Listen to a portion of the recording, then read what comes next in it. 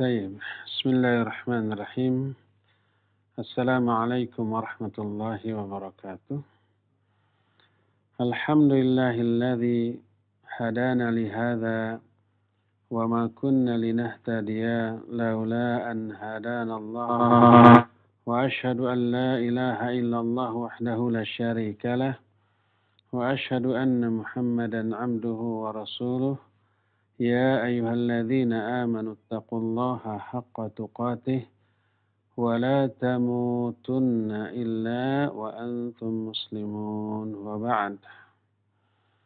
Para pendengar radio Roja Cilengsi, Roja Bogor, Roja Berau, Roja Lampung, Roja Palembang, Roja Tanjung Pinang, Roja Pontianak, Roja Kendari, Roja Surabaya, Roja Bandung, para pendengar radio Tarbiyah Sunnah Bandung, dan beberapa radio lain yang ikut gabung, juga para pemirsa Roja TV, Persada TV, dan TV-TV lain, serta para netizen di mana saja Anda berada melalui akun apa saja.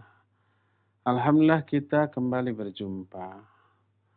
Tema yang kita angkat sekarang setelah kita membahas masalah akidah, masalah rukun iman, kita sekarang akan berbicara tentang hal yang harus kita hindari sejauh-jauhnya.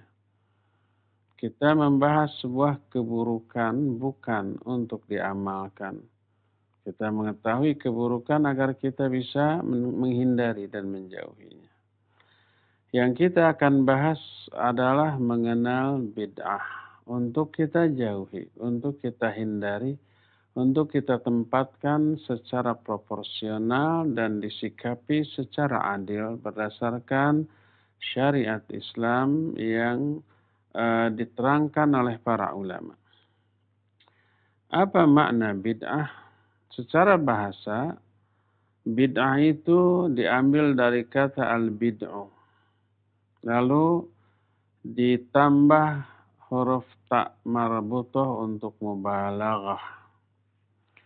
Makna bid'ah adalah al-ikhtira' ala ghairi mithalin sabiq. Mengadakan sesuatu tanpa model, tanpa contoh sebelumnya. Allah berfirman dalam surah Al-Baqarah ayat 117, Badi'us samawati wal ard. Allah itu al-badi'. Badi' itu artinya mengadakan segala sesuatu tanpa contoh. Badi'us samawati wal ard. Allah mengadakan langit dan bumi. Menciptakan, berkreasi, berinovasi tentang langit dan bumi tanpa ada contoh sebelumnya. Dalam menciptakan langit dan bumi, Allah tidak mencontoh apapun ataupun siapapun. Itu terungkap melalui kata al-badi'. Badi'us samawati wal ard. Itu satu akar kata dengan bid'ah. Nabi SAW bukan Rasul yang bid'ah. Artinya bukan yang baru. Bukan yang ujug-ujug ada. Tapi telah berlalu Rasul-Rasul sebelumnya. Allah menyatakan dalam surah Al-Ahqaf. Ayat yang ke-9. Qul ma kuntu bid'an minar rusul. Katakan oleh Muhammad, aku bukanlah Rasul yang bid'ah. Artinya bukan Rasul yang baru, yang tidak ada sebelumnya. Enggak, sebelumnya ada Rasul. Makna ayat ini adalah ma kuntu awwala man ja'a birrisalati minallahi ilal ibad. Bal taqaddamani kathiru minar rusul. Makna dari ma kuntu bid'an minar rusul artinya aku bukanlah Rasul yang pertama kali datang membawa risalah dari Allah untuk hamba-hambanya. Tapi aku telah didahului oleh banyak Rasul sebelumnya. Itulah makna bid'ah secara bahasa. Jadi bid'ah adalah mengadakan sesuatu tanpa contoh sebelumnya. Orang atau perbuatan mengada-adakan kebid'ahan disebut dengan sebutan al-ibtida'. Ibtida' itu mengadakan sesuatu yang baru. Tanpa ada contoh. Sebuah kreativitas. Ada dua jenis ibtida'. Dua jenis ibtida'. Pertama, al-ibtida' fil adat. Ibtida' dalam hal adat. Ibtida' itu mengadakan sesuatu yang baru dalam perkara-perkara dunia yang kemudian menjadi adat, menjadi kebiasaan, menjadi rutinitas. Seperti berkreasi, membuat, mengada-adakan sesuatu dalam masalah sains, teknologi, peradaban, atau apapun dari perkara dunia ini. Maka berkreasi, mengadakan, membuat, menciptakan sesuatu yang baru dalam perkara dunia, ini hukumnya mubah. Boleh, bahkan bagus, selama itu manfaat. Al-aslu fil asya'i al-ibahah, illa maqama dalilun ala nahyi. Segala sesuatu pada asalnya dalam perkara dunia boleh. Kecuali kalau ada dalil yang melarangnya, barulah haram. Selama tidak ada yang melarang, boleh. Karena hukum asal dalam segala perkara urusan dunia, hukumnya boleh. Inilah al-ibtida' jenis yang pertama. Seperti contohnya umpamanya adanya pesawat terbang, adanya alat transportasi yang canggih apapun namanya. Di zaman Nabi-nya tidak ada. Di zaman Nabi hanya ada onta, hanya ada keledai, hanya ada kuda dan yang sejenisnya. Belum ada sepeda, motor, mobil, kereta, pesawat. Lalu orang berkreasi. Apakah ini perkara dunia apa perkara agama? Perkara dunia. Maka boleh, bahkan bagus selama itu manfaat. Sekalipun dipakai sebagai sarana yang mempermudah ibadah. Dulu nggak ada pengeras suara, sekarang ada. Dulu tidak ada radio, tidak ada TV, tidak ada internet. Di zaman Nabi SAW tidak. Sekarang kita adakan. Boleh apa tidak? Bagus. Karena ini perkara dunia, bukan perkara agama. Sekalipun bisa dipakai sebagai fasilitas yang mempermudah pelaksanaan agama. Karena adanya pesawat, kita berhaji hanya dalam hitungan jam perjalanan dari sini ke Mekah. Kalau dulu nggak bisa kita ke Mekah. Sebelum ada pesawat, sebelum ada kapal laut, nggak bisa berenang kita. Kalau dulu kita dakwah di sini hanya untuk sekitar. Sekarang dakwah di sini bisa menyebar di detik yang sama ke seluruh penjuru dunia. Melalui internet, melalui teknologi, melalui TV, melalui radio, melalui streaming, dan segala macam media sosial. Apakah ini termasuk ke dalam perkara bid'ah yang terlarang? Enggak. Karena ini urusan dunia, bukan dalam perkara agama. Inilah al-ibtida' yang pertama. Ibtida' yang kedua, al-ibtida' fid din. Fil umurid diniyah. Ibtida' berkreasi, mengada-adakan sesuatu dalam perkara agama. Ini haram. Karena kaidah dalam perkara agama, al-aslu fil ibadati at-tahrim. Illa maqama dalilun ala amrih. Pada asalnya hukum melakukan ibadah, melaksanakan agama apapun haram. Kecuali kalau ada dalil yang memerintahkan. Kalau ada amalan yang tidak diperintahkan oleh Al-Quran, oleh hadis, lalu dilakukan dengan keyakinan melaksanakan perintah agama, maka tidak boleh. Berarti mengadakan sesuatu yang baru, amalan baru di dalam agama, maka tidak boleh. Nabi SAW bersabda, "Man ahdatsa fi amrina hadza ma laysa minhu fahuwa raddun." Siapa orang yang mengada-adakan satu urusan dalam agama kami yang tidak termasuk bagian dari agama kami, maka hal itu tertolak. Man amila amalan laisa alaihi amruna fahuwa raddun. Siapa yang mengamalkan satu amalan tapi tidak ada contoh, tidak ada perintah dalam agama kami, maka amalan itu tertolak.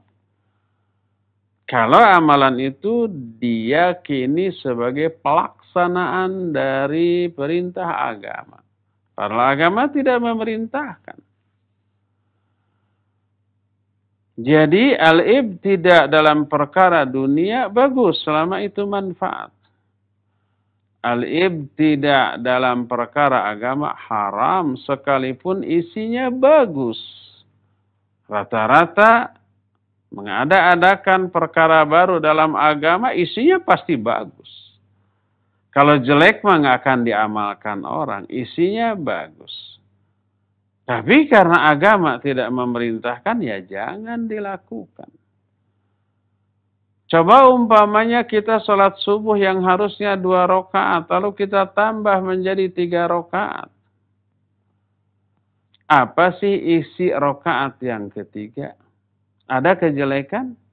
Tidak ada. Isinya takbir, isinya Fatihah, isinya surat, isinya ruku, isinya sujud, mengagungkan Allah, mensucikan Allah, membesarkan Allah, gitu ya.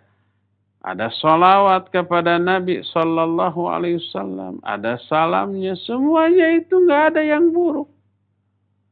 Apakah karena semua isinya bagus boleh kita lakukan? Haram, tidak boleh. Di mana letak kesalahannya? Letak kesalahannya nambah-nambah syariat Allah dan Rasulnya alaihi salatu wassalam. Maka haram, tidak boleh. Masuk ke dalam keumuman hadis, man amila amalan laisa alaihi amruna fahuwa radd. Maka bid'ah tidaknya suatu amalan tidak dilihat dari isinya, konten. Oh, isinya bagus, apa salahnya? Enggak. Walaupun bagus, kalau tidak disyariatkan, jangan dilakukan. Ya. Jadi, mengadakan kreativitas, inovasi, membuat perkara baru dalam urusan agama, haram, ini tidak boleh. Adapun kebid'ahan dalam perkara agama yang terlarang ada 2 jenis juga. Pertama, bid'ah qauliyah i'tiqadiyah. Pertama, kebid'ahan berupa ucapan. Ucapan itu maknanya pendapat, pemahaman yang berupa keyakinan. Seperti pendapat, ucapan, pemahaman Jahmiyah, juga Mu'tazilah, juga Rafidhah. Jahmiyah itu pengikut Jahm bin Safwan yang menolak seluruh sifat-sifat Allah Azza wa Jalla. Mereka bilang Allah nggak punya sifat. Niatnya baik, niatnya bagus. Apa niatnya baik itu? Ingin mensucikan Allah dari penyerupaan dengan makhluk.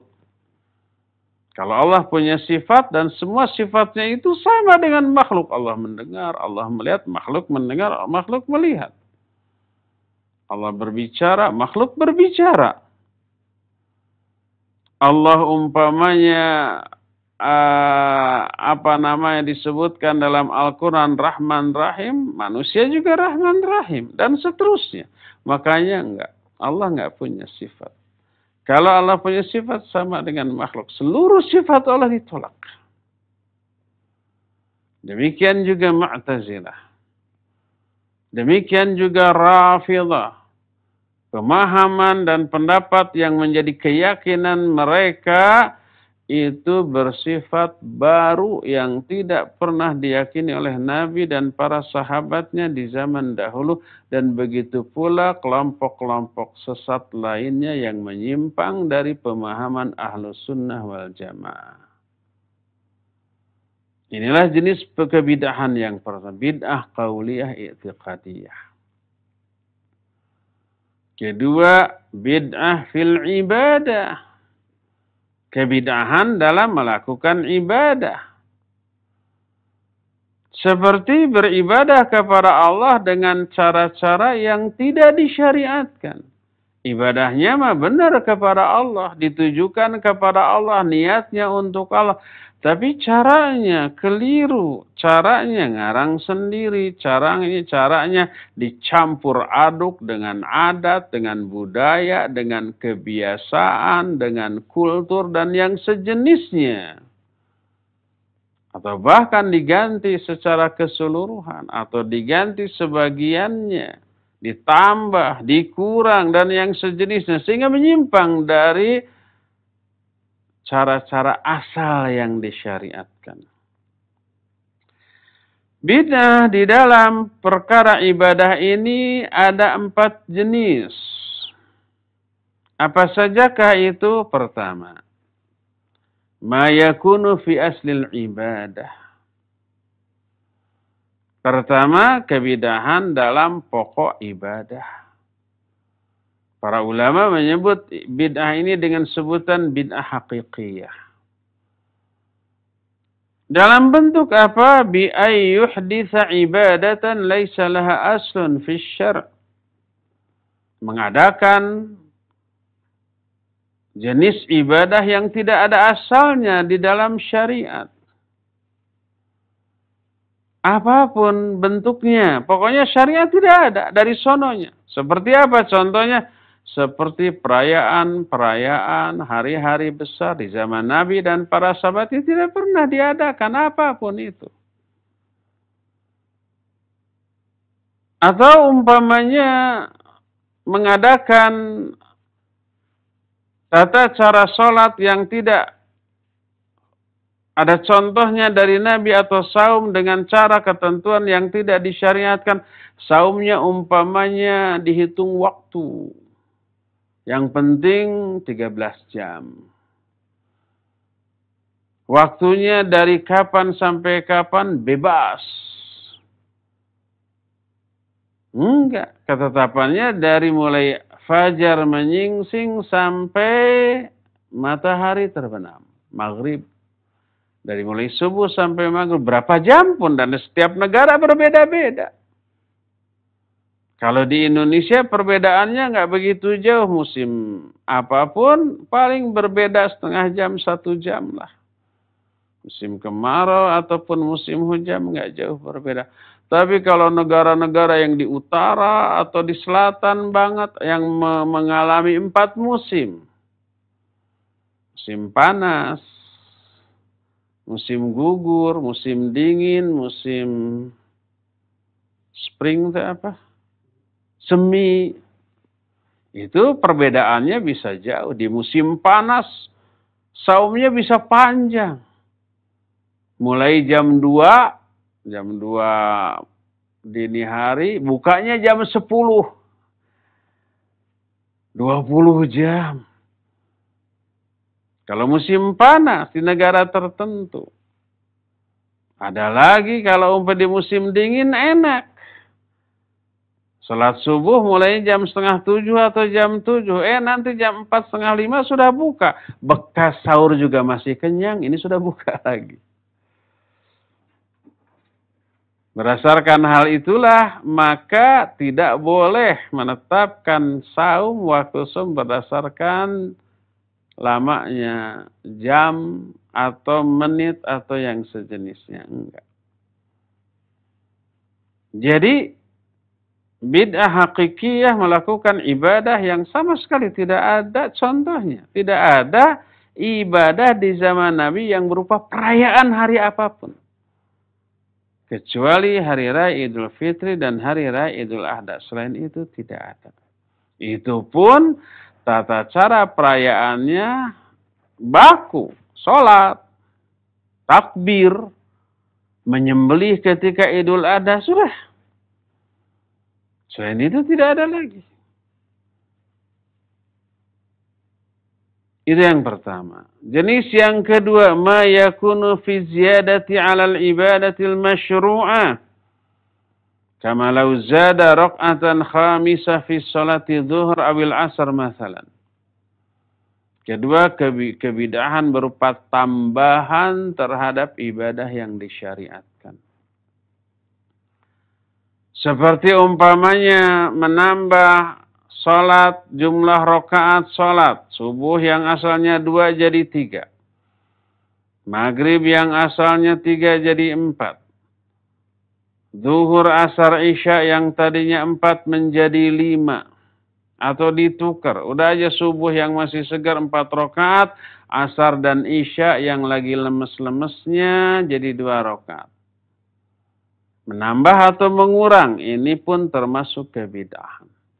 Sekalipun isinya bagus. Sama umpamanya dengan yang tadi. Yang pertama melakukan jenis ibadah yang tidak ada contoh. Isinya bagus. Perayaan. Apa bentuk perayaan tersebut? Isinya baca Al-Quran. Isinya sholawatan. Isinya zikir. Isinya doa. Bagus nggak isinya semua? Bagus. Siapa bilang sholawat kepada Nabi SAW nggak bagus? Sangat bagus. Diperintahkan. Siapa bilang baca Al-Quran nggak bagus? Bagus. Siapa bilang zikir dan berdoa tidak bagus? Bagus. Tapi walaupun bagus, kalau Nabi dan para sahabat tidak melakukan, ya janganlah kita lakukan. Sama dengan menambah rakaat sholat. Rakaat yang ditambahkan semua isinya bagus. Nggak ada keburukan. Apakah dalam rakaat yang ditambahkan rakaat ketiga pada sholat subuh, harusnya 2 ditambah yang ketiga, ada keburukan nggak? Nyanyi-nyanyi, joget-joget, nggak ada.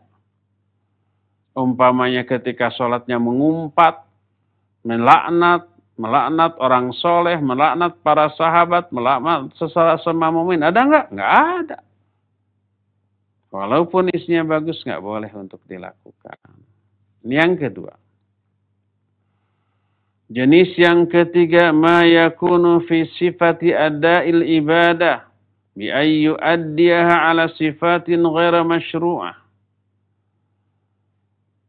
Kebidahan jenis ketiga dalam sifat atau tata cara pelaksanaan ibadah dengan cara melaksanakan ibadah dengan cara-cara yang tidak disyariatkan. Contohnya, ka'ada'il adhkaril masyru'ah bi aswatin jama'iyah mutrabah wa katashdidi 'ala nafsi fil ibadah ila haddin yakhruju an sunnati Rasul sallallahu alaihi wasallam. Contohnya melakukan ibadah atau zikir-zikir yang disyariatkan tapi dengan cara umpamanya yang tidak dicontohkan.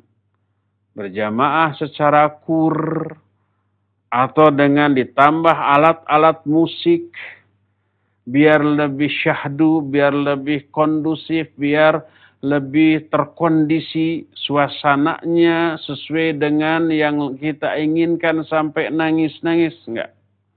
Itu tidak pernah dicontohkan oleh Nabi SAW dan para sahabatnya.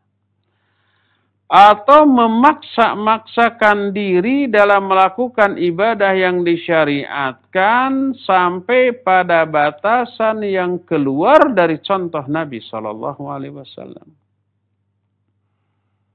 Seperti umpamanya saum nggak buka-buka, saumnya disyariatkan tapi nggak buka-buka. Saum terus tiap hari. Salat malam semalam suntuk tanpa tidur sama sekali. Kan ada tuh 3 sahabat. Datang kepada istri Nabi SAW nanya, gimana sih Nabi kalau siang hari, kalau malam hari? Dijawab, kalau malam hari beliau tidur. Lalu bangun untuk sholat. Kalau siang hari ya kadang saum sunat, kadang tidak. Wa kana fi mihnati ahli, dan beliau suka bantu-bantu istrinya, nyapu atau beres-beres. Yang jelas Nabi SAW tidak pernah ngepel. Karena rumahnya tidak dengan lantai seperti di zaman kita sekarang. Kalau nyapu mungkin ada alat sapu tersendiri. Memunguti sampah-sampahnya, menambal pakaian yang robek dan seterusnya. Dilakukan sendiri. 3 sahabat ini menganggap enteng ternyata amalan sehari-hari Nabi SAW. Lalu yang seorang menyatakan, saya semalaman nggak akan pernah tidur, sholat semalam suntuk. Kalau Nabi ada tidurnya. Ingin melebihi amalan Nabi SAW. Yang kedua, saya setiap hari saum, nggak akan pernah tidak saum. Kalau Nabi kadang saum, kadang tidak. Yang ketiganya menyatakan, saya nggak akan nikah. Nikah mah punya istri mah ribet, harus bantu-bantu istrinya. Semuanya dengan niat bagus. Niatnya ingin ibadah lebih baik daripada yang dicontohkan oleh Nabi SAW. Sampai itu berita ini kepada Nabi SAW dipanggil. Antumul ladzina qultum kada wa kada. Kaliankah yang berkata begini, begini, dan begini? Fawallahi ana akhsyakum lillah wa atqakum lillah. Demi Allah, aku ini paling takut kepada Allah dibanding kalian. Lebih bertakwa kepada Allah dibanding kalian. Tapi kalau malam hari aku sholat, aku pun tidur. Siang hari aku saum, kadang-kadang aku tidak saum. Wa ana atazawwajun nisa, dan aku menikahi beberapa wanita. Faman raghiba an sunnati falaysa minni. Siapa yang enggak suka kepada sunnahku? Sunnah malam hari tidur dan sholat. Siangnya saum, kadang-kadang tidak. Dan menikah. Itu bukan umatku kalau yang enggak suka kepada semua itu. Padahal 3 orang sahabat itu melakukan ibadah yang disyariatkan. Tahajud disyariatkan. Saum sunnah siang hari disyariatkan. Tapi kadarnya melebihi yang dicontohkan. Tidak diakui oleh Nabi SAW sebagai umatnya. Inilah jenis kebidahan yang ketiga dalam cara melaksanakan ibadah yang disyariatkan. Keempat, ma yakunu bitakhsisi waqtin lil ibadatil masyru'ah lam yukhassishu asy-syar'. Keempat, mengkhususkan waktu untuk melakukan ibadah yang disyariatkan dengan pengkhususan yang tidak ditetapkan syariat. Oh, malam tertentu tuh. Contohnya umpamanya seperti melakukan ibadah khusus, baik malamnya sholat, siangnya saum di pertengahan bulan Sya'ban. Yang kita kenal dengan sebutan apa? Nisfus Sya'ban. Itu waktu tertentu yang dianggap spesial untuk ibadah. Padahal syariat tidak menetapkannya. Adapun bahwa pertengahan bulan Sya'ban adalah waktu yang mulia, ya betul diakui oleh sebagian ulama. Hadisnya sahih, disahihkan oleh Syekh Al-Albani rahimahullahu ta'ala. Dalam silsilah al-hadis as-sahihah. Tapi sebatas yang menyatakan bahwa waktu itu waktu yang utama, waktu yang agung. Tapi Nabi SAW tidak mensyariatkan ibadah khusus di malam itu. Sama dengan tahajud biasa. Seperti itulah. Oleh karena itulah maka menetapkan ibadah di waktu tertentu yang dianggap mulia, yang dianggap istimewa. Padahal syariat tidak mengistimewakan waktu tersebut. Ini membutuhkan kepada dalil yang khusus. Inilah 4 jenis bid'ah dalam ibadah. Bagaimana hukum kebid'ahan di dalam agama ini dari keempat jenis tadi? Berdasarkan hadis yang sahih Diriwayatkan oleh Imam Abu Daud dan Imam At-Tirmidzi dari Irbad bin Sariyah radhiyallahu an. Nabi sallallahu alaihi wasallam menyatakan wa iyyakum wa muhdatsatil umur fa inna kulla muhdatsatin bid'ah wa kulla bid'atin dhalalah. Jauhi oleh kalian perkara-perkara baru dalam agama. Dalam agama ya, bukan dalam urusan dunia loh. Dalam urusan dunia bagus berkreasi. Selama itu manfaat dan tidak madarat. Jauhi oleh kalian perkara-perkara baru dalam agama. Sebab segala perkara baru dalam agama adalah bid'ah dan setiap bid'ah sesat. Nabi SAW pun menyatakan, Man ahdatha fi amrina hadha ma laysa min fahuwa rad. Siapa orang yang mengada-adakan dalam urusan kami amalan yang tidak ada contohnya dari kami, maka amalan itu tertolak.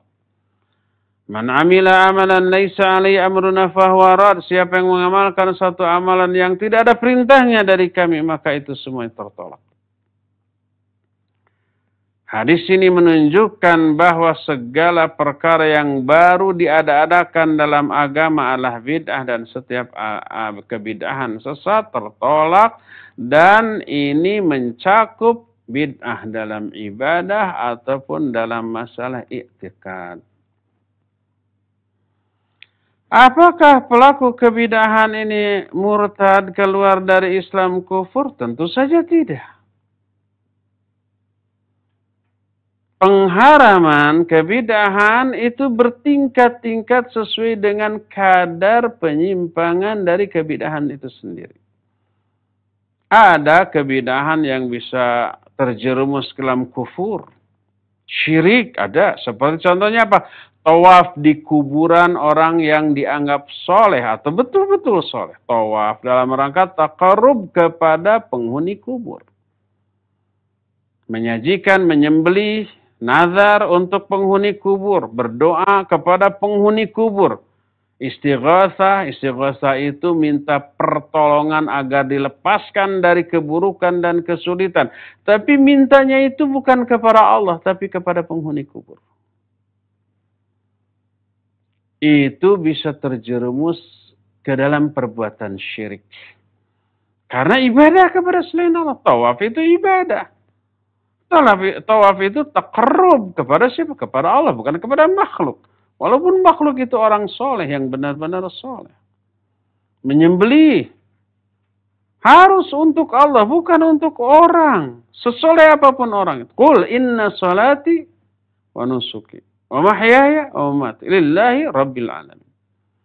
Katakan olehmu, sungguhnya salatku dan sesembelihanku, hidup matiku semua untuk Allah. Atau ruku dan sujud kepada selain Allah, kepada kuburan umpamanya, walaupun kuburan Nabi, walaupun kuburan orang soleh, itu kebid'ahan yang bisa menjerumuskan manusia ke dalam perbuatan syirik. Ada lagi kebid'ahan yang tidak syirik tapi menjadi wasilah perantara menuju perbuatan syirik. Seperti membangun bangunan masjid di atas kuburan. Itu bukan syirik. Tapi bisa menjerumuskan orang kepada perbuatan syirik. Salat dan berdoa di samping kuburan.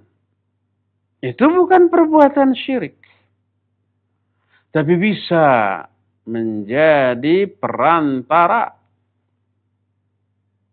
untuk masuk terjerumus ke dalam perbuatan syirik. Ada lagi kebid'ahan yang berupa kefasikan secara i'tikad seperti bid'ah Khawarij dan Qadariyah serta Murji'ah. Khawarij ini bahaya.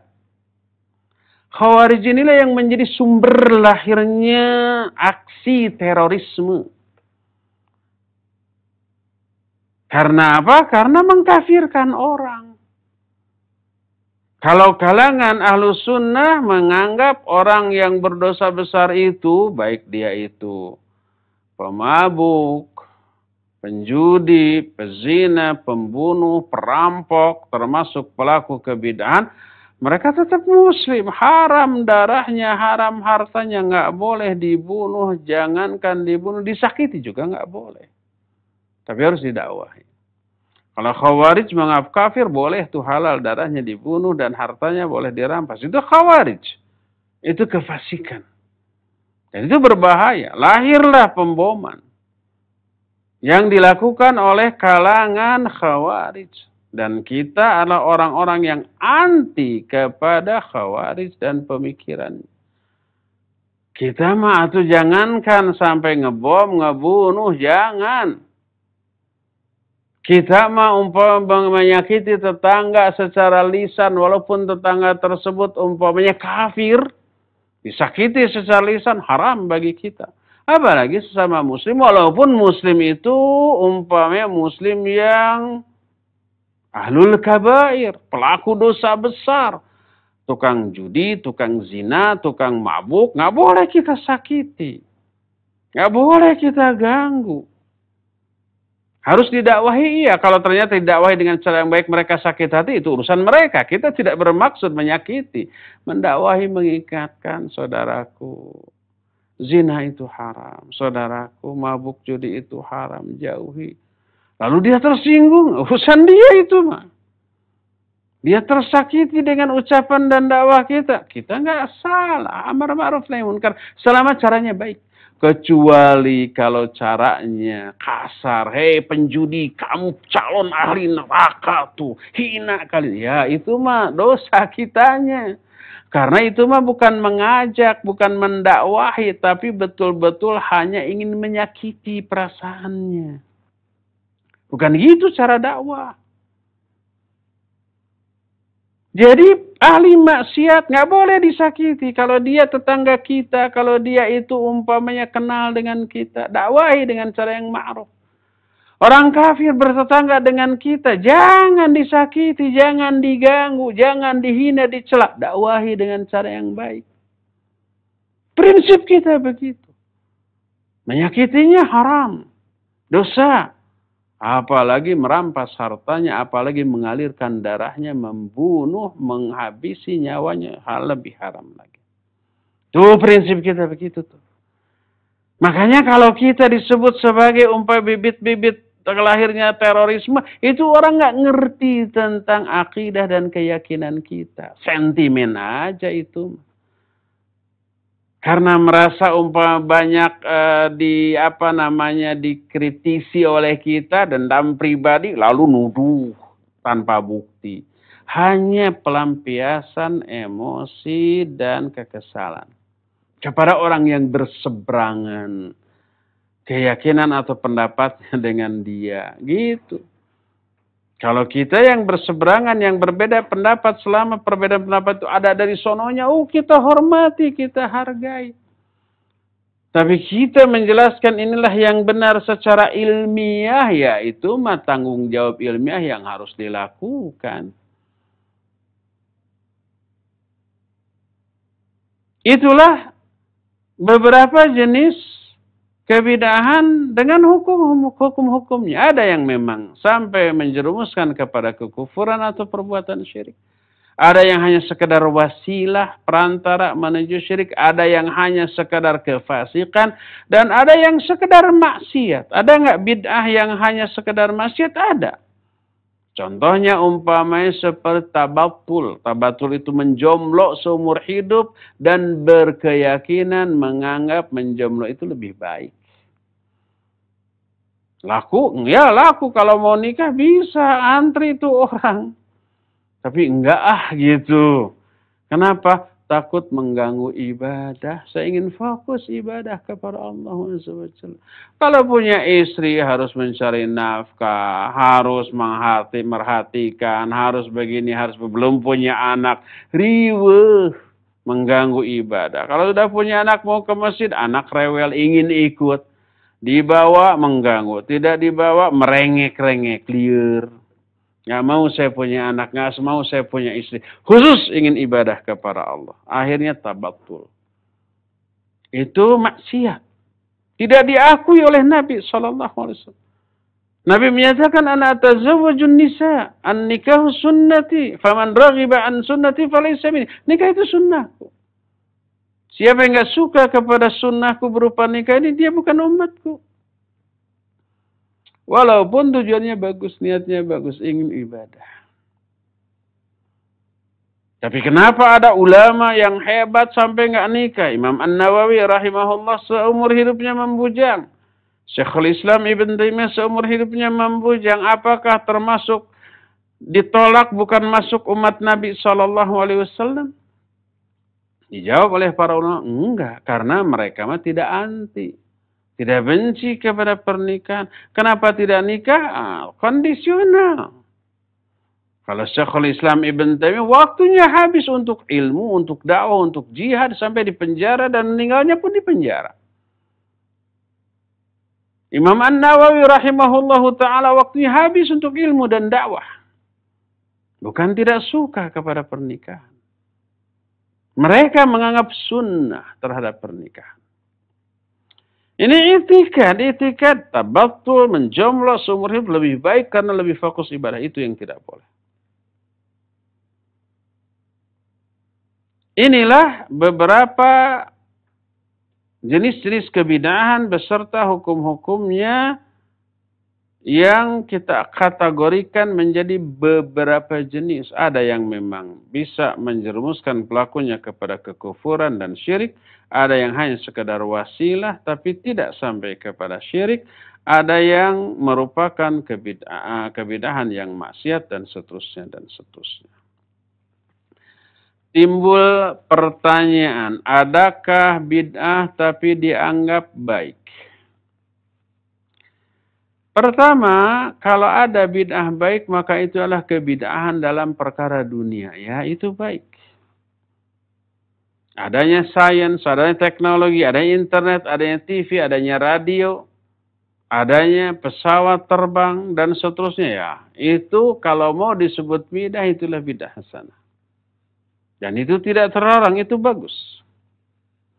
Adapun dalam perkara agama, Nabi SAW menyatakan, kullu bid'atin dhalalah, wa kullu dhalalatin finnar. Semua bid'ah itu dhalalah. Walaupun isinya baik, isinya bagus. Tidak semua yang bagus, kalau lalu dilakukan di waktu tertentu menjadi bagus pula. Enggak. Ada upaya yang bagus, tapi haram dilakukan di waktu-waktu tertentu. Contohnya sholat. Bagus enggak sholat? Super bagus. Tapi saat-saat tertentu dilarang. Pas matahari di tengah-tengah, pas matahari terbit, pas matahari terbenam, haram. Ba'da sholat subuh, ba'da asar, haram. Tidak boleh, dilarang. Itu nas yang jelas. Dalam perkara dunia saja, tidak semua yang baik, baik pula ditempatkan secara sembrono. Contoh umpamanya, makanan. Dalam hal makanan. Umpamanya sambal. Orang banyak suka sambal. Selain rasanya memberi sensasi yang spesial ya. Bermanfaat bagi tubuh. Konon katanya membantu meningkatkan metabolisme tubuh. Sambal bagus baik. Apakah setiap makanan bagus untuk dicampuri sambal? Ya enggak. Ya. Bubur kacang hijau yang manis, kolak yang manis. Ini sambal bagus, campur. Bagus enggak? Ya enggak lah. Ya.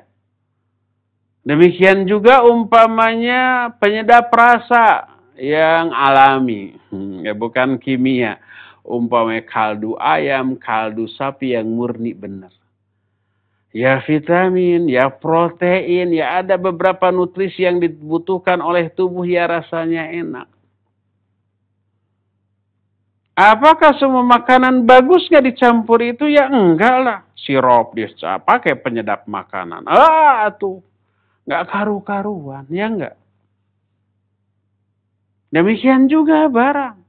Kulkas ini manfaat bagus. Tapi kalau kulkas umpamanya disimpannya di ruang tamu umpamanya, ya nggak bagus. Atau umpamanya apa yang bagus, umpamanya dispenser, bagus ya bagus. Tapi kalau disimpannya di ruang, di tempat yang bukan tempatnya, ya nggak bagus juga. Dan seterusnya, itu urusan dunia, apalagi urusan agama. Oleh karena itu dalam perkara agama tidak ada yang namanya bid'ah hasanah.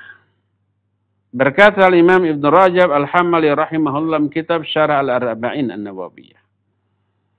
Beliau menyatakan faqauluhu sallallahu alaihi wasallam kullu bid'atin dhalalah min jawami'il kalim la yakhruju anhu syai' huwa aslun 'azimun min usuluddin wa huwa syabihun biqaulihi sallallahu alaihi wasallam man ahdatsa fi amrina hadza ma laysa minhu fa huwa rad fa kullu man ahdatsa syai'an wa nasabahu ila ad-din falam yakun lahu aslun min ad-din yarji'u ilaihi fa huwa dhalalatun wad-dinu bari'un minhu sawa'un fi dzalika masail i'tiqadiyah awil a'mal awil aqwal adh-dhahirah wal batinah. Berkata Al-Hafidh Imam Ibn Rajab Al-Hambali rahimahullah. Sabda Nabi SAW bahwa semua bid'ah itu sesat. Ini termasuk jawami'ul kalim. Singkat tapi padat. Ini merupakan salah satu pokok yang agung dalam pokok-pokok agama. Serupa dengan sabda Nabi SAW yang menyatakan, siapa yang mengada-adakan satu urusan dalam agama kami yang bukan termasuk agama kami, maka itu tertolak. Maka semua amalan yang diada-adakan, lalu dinisbatkan, diaku-aku sebagai bagian agama, padahal bukan dari agama yang tidak ada rujukannya, maka ini sesat dan agama berlepas diri dari hal itu. Sama saja baik dalam perkara i'tikad, amal, ucapan, baik zahir ataupun batin. Itu kata Imam Ibnu Rajab. Adapun hujjah yang dipegang oleh orang-orang yang menyatakan bahwa bid'ah hasanah itu ada adalah beberapa hadis. Hadisnya sahih, tapi disalahfahami. Apa sajakah hadis yang dijadikan sebagai dalil tentang adanya bid'ah hasanah tersebut? Banyak. Pertama, yang nanti diluruskan oleh para ulama. Dalil pertama. Dalil pertama ini kita akan bahas di hari Jumat yang akan datang. Untuk sekarang waktunya sudah habis untuk menjelaskan. Tinggal waktu yang tersisa untuk bertanya jawab. Makanya dalil-dalil tentang adanya bid'ah hasanah ini beserta pelurusannya dari para ulama akan kita bahas di hari Jumat yang akan datang. Ya, nampaknya cukup ya sore ini sampai di sini saja. Insyaallah kita akan berjumpa kembali melanjutkan materi ini di hari Jumat yang akan datang. Subhanakallahum bihamdik asyhadu an la ilaha illa anta astaghfiruka wa atubu ilaik walhamdulillahirabbil alamin. Wassalamualaikum warahmatullahi wabarakatuh.